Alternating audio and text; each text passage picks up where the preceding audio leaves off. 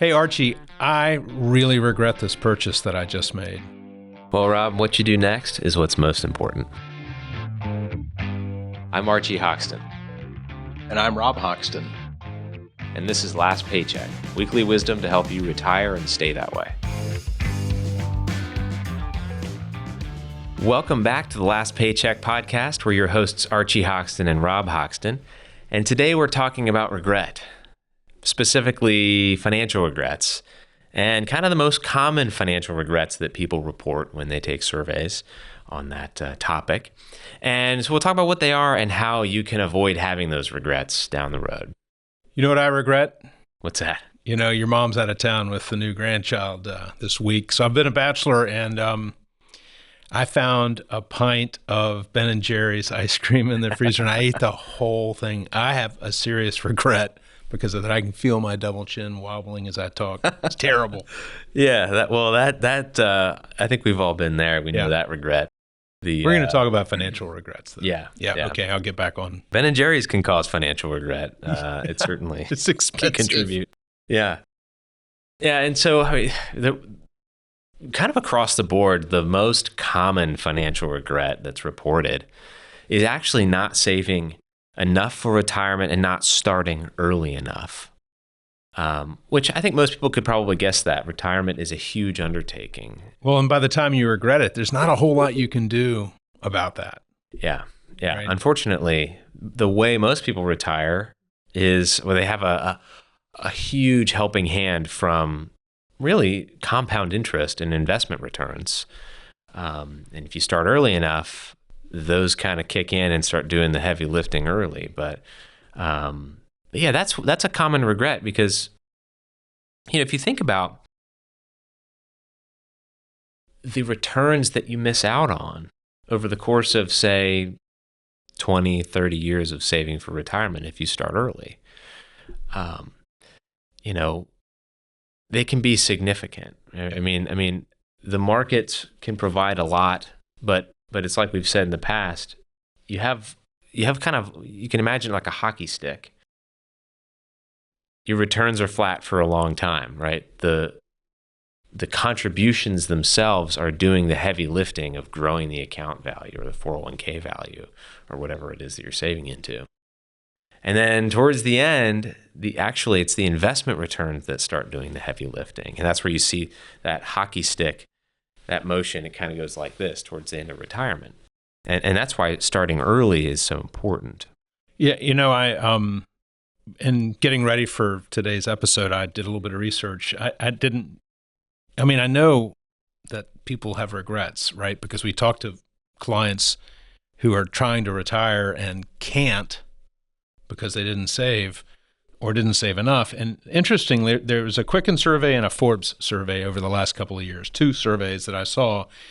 The Quicken survey said that 80% of the respondents have serious regrets, financial regrets. Mm-hmm. And almost 70% of them said that it causes them a great deal of stress. In another In the Forbes study, it said that financial regret caused 68% of respondents significant stress, and 60% of retirees say that they would have planned differently for retirement had they known what it was going to be like once they got there.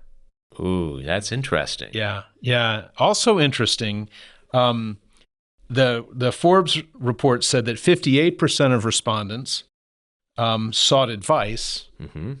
Half of them got that advice from social media influencers. Wow. And you know, we've profiled some of them on this podcast, and that's a scary thought. Yeah, because there is some really, really bad advice on social media. There's some good advice too. Yeah. But there's some really bad advice. And one more statistic, and then I'm going to let you kind of go through the list, but this is such an American thing. I love it. You know, we're optimists by nature, right? So, and this is one of the things that I love about being an American, living in this country. Only the median retirement savings in this country is about $13,000. Wow. Yeah. Now, the average is much higher. It's around $300,000, but the median which is, if you look at the halfway point, half people are higher than that, half of the people are lower than that, but the median amount is 13,000. And yet the average American still feels pretty positive about next year. Hey, well, that's great. This is why more people aren't coming to financial planners, because they're like, yeah, I know I screwed up. I ate that pint, but I'm going to be better tomorrow. Yeah. That's fascinating. I mean, and in some ways, it depends on where you are in your, preparing for retirement journey.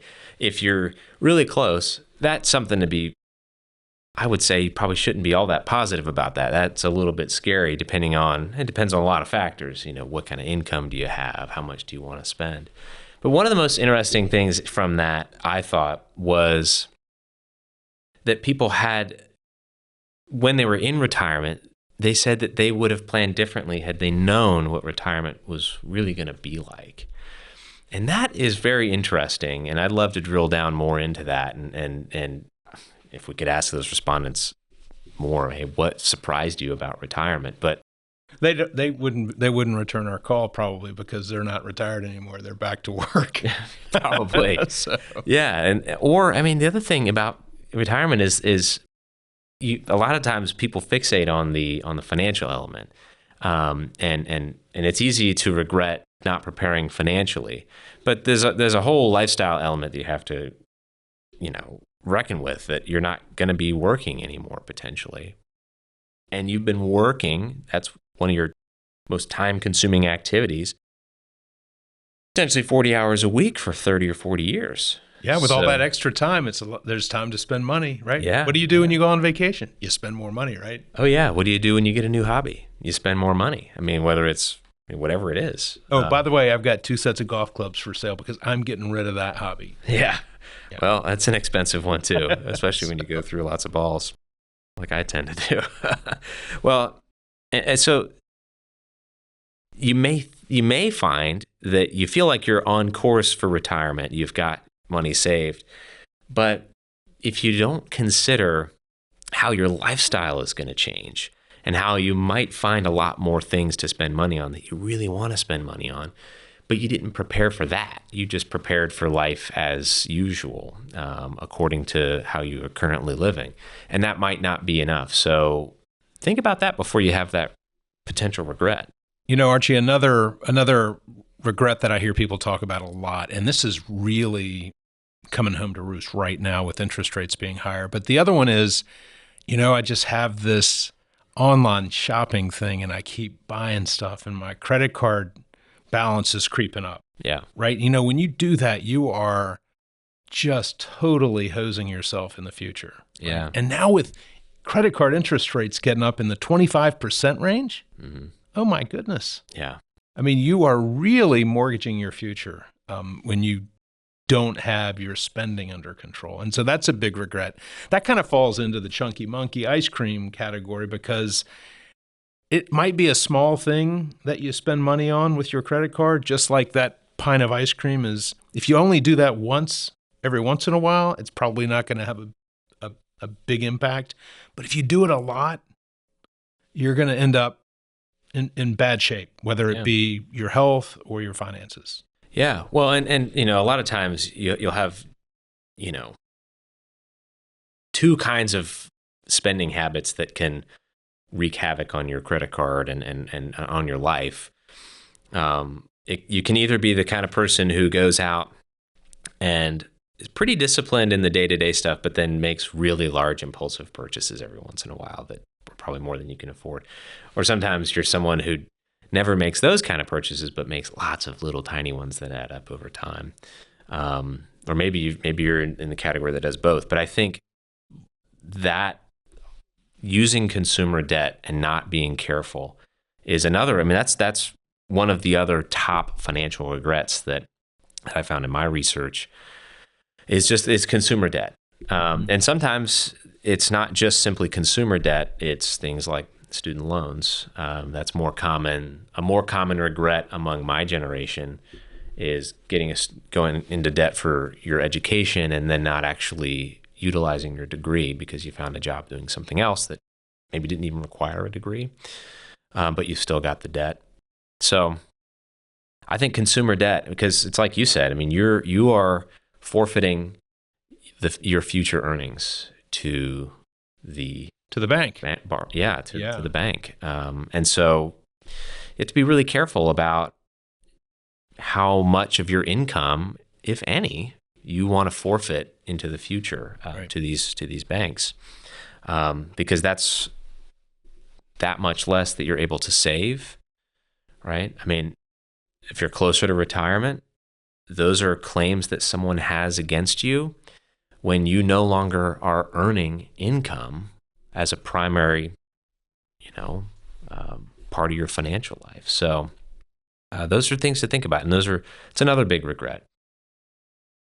Go listen to the Dave Ramsey show for 20 minutes, and you'll see the ways that regret. Yeah, can that's multiply. like baby step 1 or 2 or something in his program. So not that we're pitching Dave Ramsey, but that part of it he gets right, is the debt part.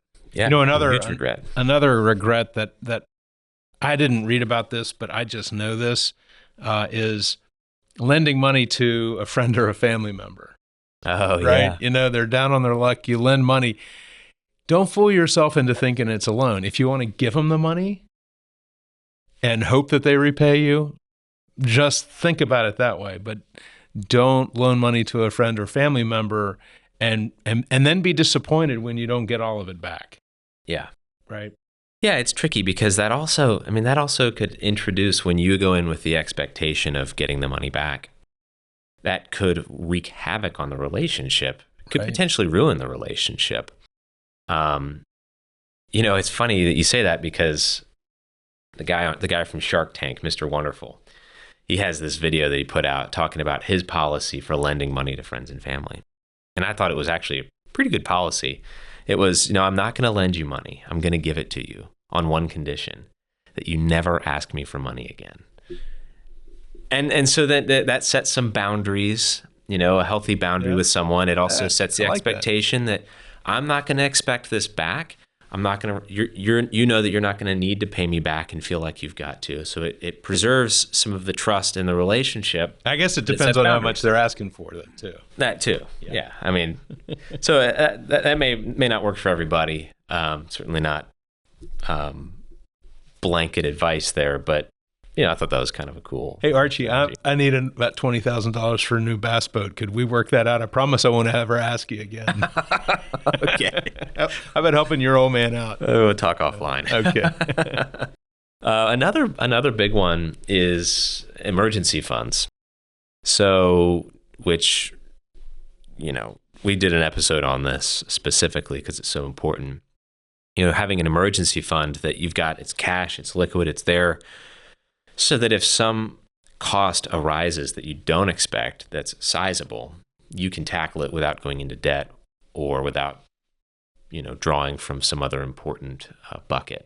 So that's money that's like in a savings account, earning interest, not tied up, not invested, something you can put your hands on like same day. Yeah. That's your thinking. Exactly. Yeah. Because picture this. Let's say you don't have an emergency fund and you get a medical bill that you don't expect, because they're often unexpected. And you have to, let's say the only place you can find money would either be throwing it on your credit card, and maybe it's more than you could pay off by the end of the month, or maybe you have to draw from your 401k or an IRA, and then you're paying taxes and you're paying a 10% penalty. That's super expensive money. Yeah. Yeah.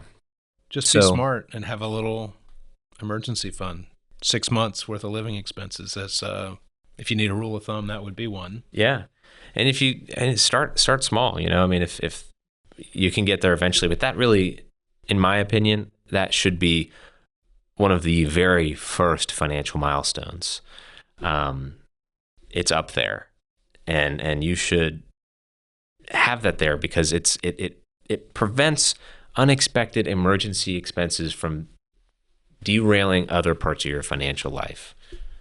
Archie, I know we're going to run out of time here. I've never heard anybody say, at least to me, that they regret getting impartial fiduciary advice from a certified financial planner to help them make smart decisions.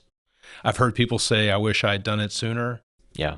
So if you want to not have those types of regrets, the kinds we're talking about, get some help, but don't get it from a social media influencer. Absolutely. Yeah. Social media influencers have no, They have no skin in the game. they have no skin in the game. If Yeah, they make a recommendation to about everybody, about getting subscribers. hey, that was just to get views. Get somebody who's got some skin in the game who can partner with you. Now, with that said, would you please subscribe to our podcast? That would be great. Yeah. Subscribe and leave us a comment if you like this material, if you have a question, or if there's something you want to see us do an episode on. Throw that in the comments. And then, of course, as always, share it with your family and friends. And we'll look forward to seeing you next time. You've been watching Last Paycheck, weekly wisdom to help you retire and stay that way. If you like this show, be sure to hit like and subscribe. Last Paycheck is available anywhere you get your podcasts.